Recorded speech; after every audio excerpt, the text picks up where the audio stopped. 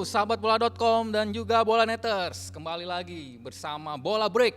Nah, kali ini kita akan membicarakan soal kemenangan Manchester City di final Liga Champions. Tentu gue nggak sendirian, gue udah bersama dengan rekan gue nih, ganti rekannya sekali nih. Siapa nama lu, coba kenalin. Halo teman-teman Bola.com, Bola Netters, gue Gregah Nuriksani. Dan kali ini gue ngegantiin yang kemarin ya, Mas Endo ya. Yeah. Nah, final Manchester City menang 1-0 lawan Inter Milan, ya kan? Ya kalau menurut gue sih ini kemenangan yang sangat susah payah ya. Dengan kita lihat materi pemain City yang sangat bertabur bintang, tapi menang cuma 1-0 atas Inter Milan, gimana nih?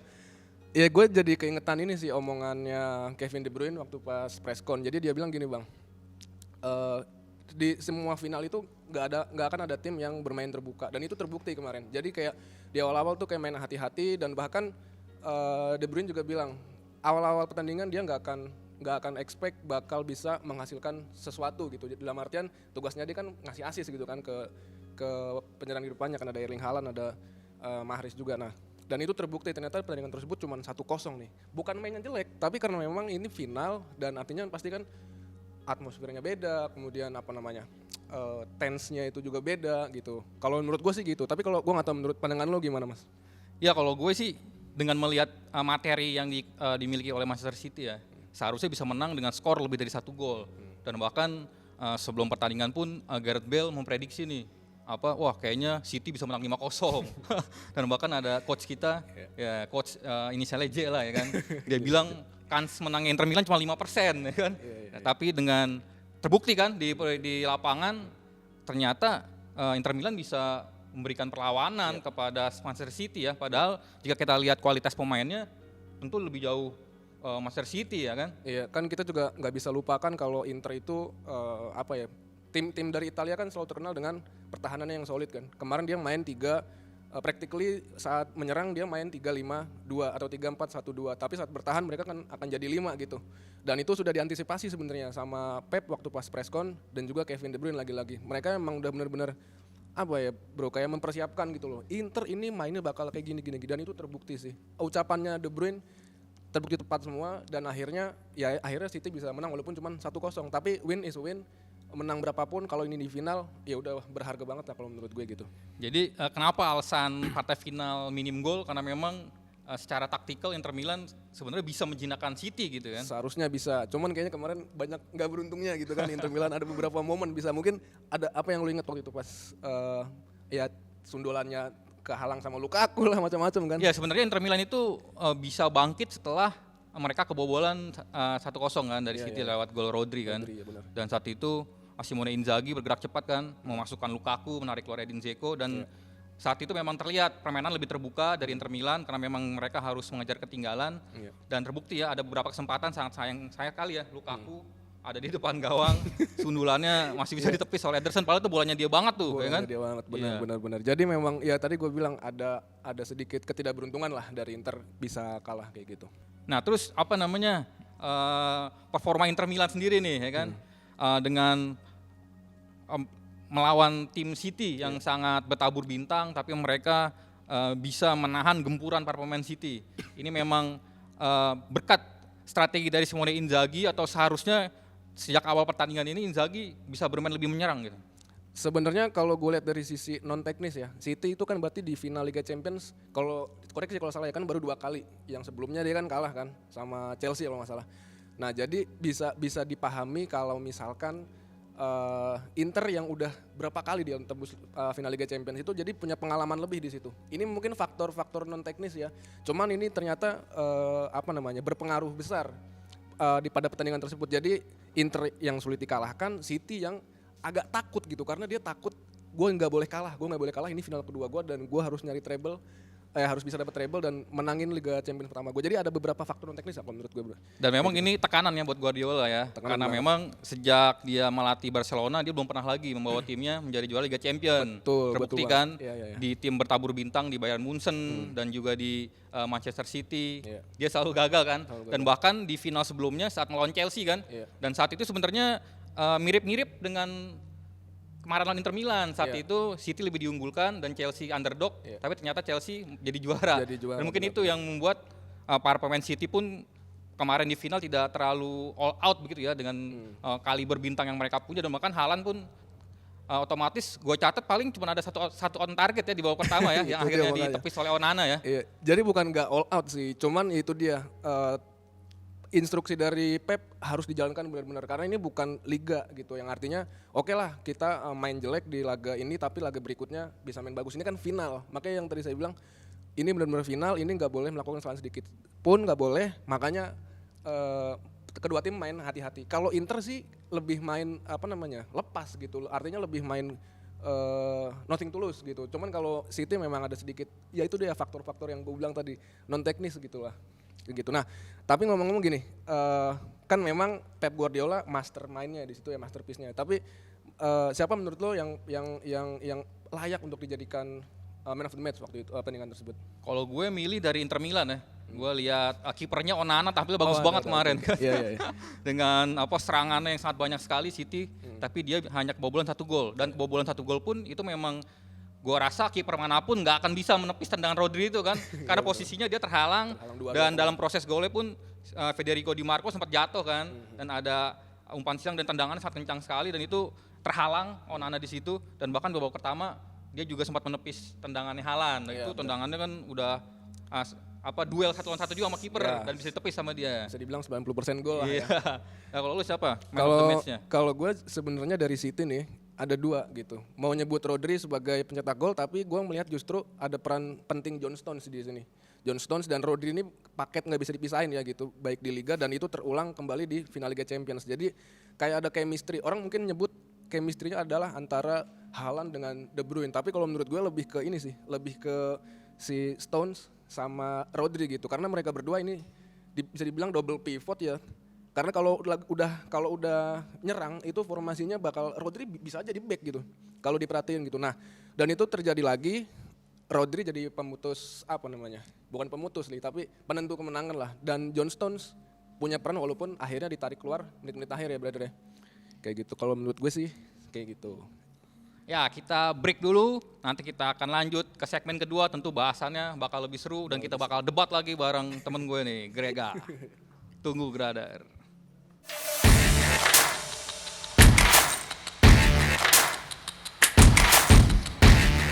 Sahabat bola.com dan Bolaneters, nah kita lanjut ke segmen kedua. Nah, gue tadi sampai lupa nih, gue ngasih selamat ke City, udah ngeraih treble winners ya kan. Yeah. Dan ini menyamai pencapaiannya MU di eranya Sir Alex ya. Rivalnya. Ya, dan Pep Guardiola pun berarti sepanjang karirnya sudah 2 kali meraih treble winners karena sebelumnya bersama Barcelona. Yeah, betul. Nah, lu setuju nggak kalau dianggap City ini adalah tim terbaik Eropa saat ini? Kalau untuk saat ini, gue setuju sih. Gue setuju banget. Tapi memang persaingan untuk menuju ke sana memang nggak berat, nggak mudah ya, berat banget kan. Di sana ada Real Madrid juga yang sebenarnya waktu masuk ke perempat final fase gugur itu gue yakin banget Real Madrid bakal juara bro. Tapi ternyata City yang akhirnya melangkah sampai ke podium tertinggi lah melawan Inter gitu. Ya kalau gue sih nggak setuju nih, ya kan, sorry nih brother ya kan. Nggak apa-apa. Karena kalau dibilang City tim terbaik Eropa, kemarin pun lawan Inter Milan yang secara level seharusnya berada di bawah mereka menang 1-0. Dan mereka terbantu juga faktor ada beberapa tim papan atas Eropa yang ternyata nggak konsisten dan tampil buruk musim ini kan. Ada Real Madrid, bahkan Barcelona pun harus main di Liga malam Jumat ya kan. Gagal lolos ke fase grup. Terus ada PSG ya kan, yang akhirnya juga harus kandas di 16 besar atau perempat final ya. Iya, di fase ya kan gugur. Sudah gugur sangat dini lah ya kan, PSG ini. Dan sangat terbantu juga sih City kan. Yeah. Dan sekarang pertanyaannya adalah seperti apa musim depan nih City? Karena kan Pep Guardiola berarti sudah merasakan semua gelar nih, ya kan, dari Champions League, Piala FA, Carabao Cup, ya kan, Premier League. Bisa nggak nih City musim depan mengulang prestasi seperti ini nih? Iya, sampai Barcelona aja kan Twitternya aja sampai banyak yang nyebut FOMO ya, karena dia ngupload fotonya si Pep Guardiola lagi megang Liga Champions. Anyway, tapi kalau pertanyaannya adalah bakal konsisten nggak sih? Ya kan gitu maksudnya ya. Apakah berlanjut di musim depan apa enggak? Jadi gini, sebenarnya buat teman-teman bola.com dan Bolaneters ya yang pengen pindah fanbase, ini saat yang tepat nih. Kalian kalau mau jadi fans Man City, saat inilah saat yang tepat. Karena apa? Ada beberapa, gue catat 3 sih ya. Ada tiga faktor. Yang pertama itu manajemen dalam tanda kutip sehat. Walaupun ada banyak fans MU yang ngetik-ngetik tulisan 115 yang artinya itu dakwaan-dakwaan terkait kecurangan finansial lah di situ. Kemudian apalagi selain itu manajemen yang sehat itu artinya apa gini?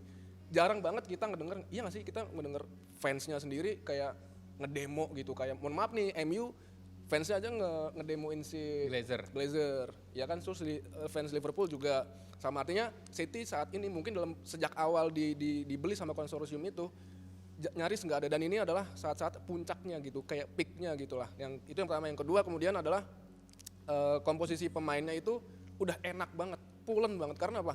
Ibaratnya Joao Cancelo dipinjemin ke Munchen, siapa yang nggak kaget gitu? Iya, kita sebagai pemain FPL aja kaget ya. Waduh, kita nggak punya back kiri yang gacor nih gitu kan. Jaminan clean sheet sama assist ya. Jaminan clean sheet dan assist gitu. Bikin gol juga kan dia. Joao Cancelo. Tapi sama Pep berani dipinjemin. Gue pinjemin aja deh. Karena apa? Dia punya Akanji, dia punya Diaz, dia bahkan punya John Stones yang bisa jadi gelandang tengah gitu, gelandang jangkar lagi. Artinya komposisi pemain dan manajemen yang sehat itu lagi faktor yang kuat yang berikutnya. Dan kemudian yang ketiga kaitannya sama konsisten. Kurang konsisten apa Man City saat ini? Oke lah kalah sama Brentford kemarin, kemudian kalah juga sama MU gitu. Cuman bisa ngejar Arsenal yang udah beda berapa poin itu udah luar biasa lah, udah mantap banget gitu. Artinya mental teruji juga gitu. Jadi yang tadi gue bilang tadi, kalau mau pindah fans club mendingan pindah sekarang aja. Karena kita nggak tahu besok-besok, mudah-mudahan sih besok dengan 3 faktor itu kalau dijalanin terus ya bakal berlanjut lagi, brother. Oh, tapi jangan lupain juga. Apa tuh? MU nih jelang musim baru mau dibeli sama konsorsium Qatar nih kan. Itu wah sih. Ini kayaknya bakal jadi bener-bener tetangga yang berisik nih, saling berisik nih kan. Betul banget gitu kan, Arab ketemu Arab lagi. Udah berisik, Arab ketemu Arab gitu. Ngomongnya kita nggak ngerti kan, Arab ketemu Arab gitu, bener. Dan jangan lupakan juga musim depan ada PSG ya yang ambisinya sangat besar ya kan, jadi juara Liga Champions, tapi beberapa musim terakhir selalu gagal kan. Iya. Jadi kalau ngomongin apakah bakal konsisten di Liga Inggris, kayaknya persaingannya bakal datang dari Arsenal dan MU sih untuk musim depan ya. Gitu. Mungkin dari Newcastle juga jangan lupain. Oh iya, Newcastle. Nah, kalau di Eropa kita nggak tahu lah tim-tim yang dengan DNA Eropa kayak mungkin AC Milan nanti, kemudian Napoli ya kan, kita nungguin kejutan-kejutan lain, PSG yang ya kita nggak ada yang tahu lah kalau itu. Ya, yang teka-teki menarik juga nih, mungkin ada beberapa bintang Man City yang akan meninggalkan tim nih. Salah satunya Ilkay Gundogan kan. Gundogan ini gue nilai sebenarnya perannya nggak semasif dari Kevin De Bruyne gitu ya. Tapi dia nih big game player gitu kan. Di beberapa pertandingan besar dia bisa jadi pembeda lah, meskipun kemarin di final pun perannya nggak terlalu kelihatan karena memang apalagi sejak Kevin De Bruyne ditarik keluar kan cedera. Nah, ini menurut lo bakal kemana nih si Gundogan nih? Rumornya ya, ada yang bilang dia bakal ke Barcelona gitu. Tapi kan kita tahu Barcelona finansialnya lagi agak-agak naik turun nih gitu. Dia mau ngambil Messi aja ragu-ragu kan, harus ngejual banyak pemainnya gitu. Dan kalau misalkan udah Gundogan jadi ke situ, ada beberapa pemain Barcelona yang bakal dilepas, kayak mungkin pokoknya ini bakal jadi efek domino sih. Kalau gue lihat kalau misalkan si Gundogan jadi ke Barcelona, dia mungkin Frank Kessie bakal didepak. Bisa jadi Frank De Jong bakal di Lego juga ke MU, kita nggak tahu. Apalagi MU dengan kekuatan uangnya nanti manuvernya bakal satu-satu gitu lah. Cuman gue rasa kalau emang nggak bertahan di Man City dia bakal ke Barcelona sih. Nah ini berarti Pep Guardiola pun harus menyiapkan opsi nih ya. Setelah si Gundogan nggak ada. Siapa nih kira-kira yang di kubu City sekarang ya yang bisa menggantikan peran Gundogan nih? Iya benar, ini jujur aja gue agak, kalau De Bruyne masih banyak yang bisa gantiin. De Bruyne masih bisa banyak, Mahrez bisa banyak yang gantiin. Tapi kalau Gundogan gue nggak tahu deh nih, brother. Kayak nggak ada prototipe-nya tuh dia doang gitu yang mirip kayak Gundogan gitu. Mungkin ada lah beberapa kayak Yuri Tielemans bisa dipakai karena James Maddison juga bisa jadi berperan sebagai Gundogan box to box-nya gitu kan. Atau mungkin lagi Declan Rice. Kita nggak ada yang tahu gitu. Tapi gue rasa Gundogan itu benar-benar yang pemain yang spesial sih di mata gue. Bahkan nggak ada yang benci lah kayaknya American Gundogan ya. Cuman mudah-mudahan kalaupun memang nanti jadi ninggalin City, ya bakal ada pengganti yang pas lah. Itu berarti kuncinya. Mau nggak mau kalau Gundogan pergi harus ke bursa transfer dong ya City ya. Harus, wajib. Gitu. Nah nih sosok krusial kan dia kapten tim juga nih, Gundogan kan. Ya. Siapa nih yang bakal gantiin Gundogan nih? De Bruyne apa? De Bruyne. Mau nggak mau De Bruyne atau mungkin John Stones ya. Emang ada kecenderungan kalau di pemain Inggris dong. Ya, pemain Inggris. Ada kecenderungan walaupun bahkan ya kita tahu Maguire aja jadi kapten di MU kan gitu kan, walaupun jarang dimainin gitu. Ya kalau bukan De Bruyne sudah pasti John Stones sih kalau gua, atau mungkin Kyle Walker. Ada banyak pemain-pemain. Haaland belum cocok ya Haaland ya. Haaland kapten U20 kali. Nah ngomongin U20, ada yang bisa disampaikan nggak brother soal Piala Dunia kemarin kan baru kelar nih tim Piala Dunia Italia. Wah ini sebenarnya kalau ngomongin ini gue jadi sedih nih. Ya kan? Kenapa tuh? Karena tahun 2023 sedih tapi ketawa nih gimana ceritanya loh. Karena tahun 2003 ini semua wakil Italia kalah di final, brother. Iya, apa aja tuh? Dimulai dari Conference League. Fiorentina kalah sama West Ham, tim lu ya, kan? Seneng banget nih sampai senyum ya. Makanya sebutin tadi. Liga Eropa, AS Roma kalah sama Sevilla, ya kan? Champions League kemarin Inter Milan kalah sama City. Dan puncaknya di Piala Dunia U20, Italia kalah juga sama Uruguay. Aduh. Dan ada yang lebih sedih lagi. Apa tuh? Legenda atau presidennya AC Milan harus berpulang ya, Silvio Berlusconi ya. Berlusconi, Perdana Menteri yang terlama juga di Italia itu kan. Tapi ini menurut gue sih sebuah sinyal bagus dari Italia ya, terlepas dari mereka kalah di final, tapi memang kan Italia sudah lama sekali kan, beberapa musim terakhir tidak punya juara di kompetisi Eropa ya, kecuali AS Roma musim lalu di Conference League, tapi kan itu Piala Ciki ya kan.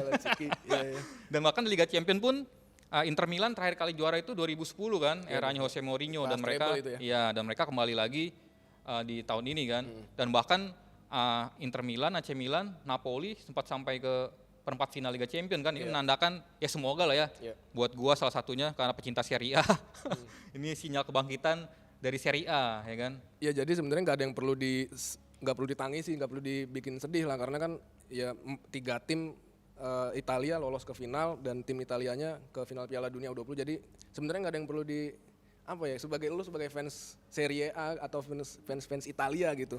Ini jadi sinyal yang bagus, bener Atul tadi bilang. Ini jadi sinyal yang bagus, dan kita sebenarnya kalau gua menantikan Napoli nih besok nih kayak gimana. Osimhen, ada Kim Min Jae juga, terus ada siapa itu Kvarat itu susah namanya. Tapi pemainnya pada dijual semua itu.